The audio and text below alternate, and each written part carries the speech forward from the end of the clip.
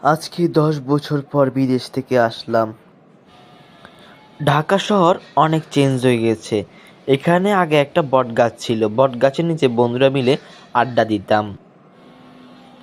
বাহ, একটা রেস্টুরেন্ট হয়েছে। আমার ক্ষুধাও লেগেছে, যাই রেস্টুরেন্টে কিছু খেয়ে নি। আরে কে এটা? সুমন? কি রে, বিদেশে গিয়ে তো আমাদের কথা সব ভুলেই গেলি।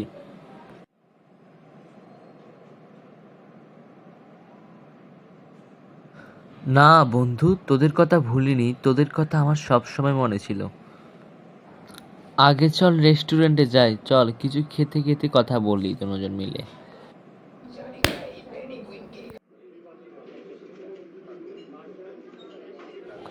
অসাধারণ টেস্ট।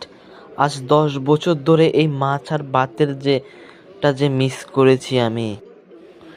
এবার তো চলে এসেছিস, এবার তো রেগুলার খেতে পারবি। আর কি বিদেশে থাকবি নাকি দেশে থাকার চিন্তা করতেছিস? না বন্ধু, আর বিদেশে যাব না, এবার দেশেই থাকবো। নিজের পছন্দের একটা ব্যবসা শুরু করব।